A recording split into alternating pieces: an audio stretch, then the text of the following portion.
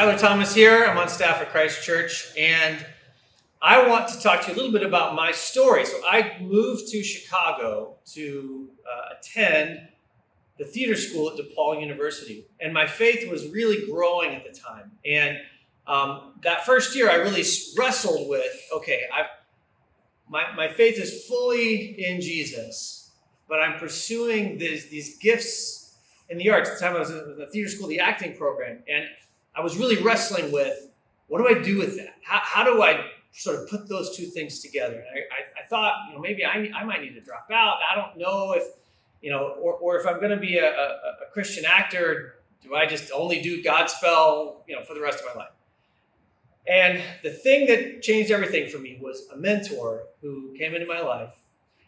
He had started a nonprofit for Christian artists, and he began to show me, even through the scriptures, that God made people with arts gifts. And he shared with me this passage from Exodus 31, where God is talking to Moses and saying that he has prepared people with arts gifts. So, for instance, Exodus 31, the Lord spoke to Moses, "Look, I've appointed by name Bezalel, son of Uri, son of Hur, of the tribe of Judah. I have filled him with God's Spirit, with wisdom, understanding, ability to in every craft to design artistic works." And he goes on from there.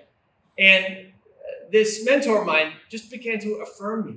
And he didn't say, well, this is what you have to do, and these are all the things you're going to think about. He just said, God gave you these gifts, and you are following him when you're using these gifts.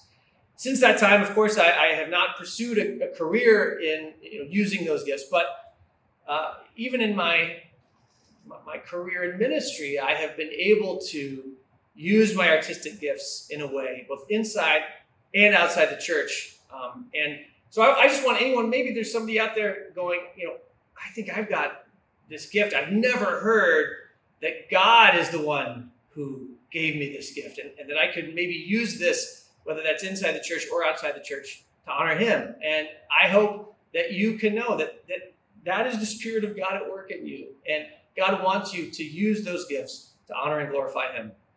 I'm reminded of a story that I heard about the band U2. And early in their career, as their music is taking off, they were involved in a church and strong faith, and they're really trying to pursue their faith. And some of the leadership in the church came to them and said, look, if you want to follow Jesus, you've got to make a decision. You can either follow Jesus or you can do this rock and roll thing.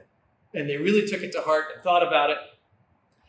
And their conclusion was, you know what? We are going to follow Jesus by using our gifts in this rock and roll thing. And I would say, at least I can say that I'm glad that they did. We don't have to make a choice between how we use our gifts and whether they can use our gifts or follow God. We can use our gifts by following God. I hope that encourages you.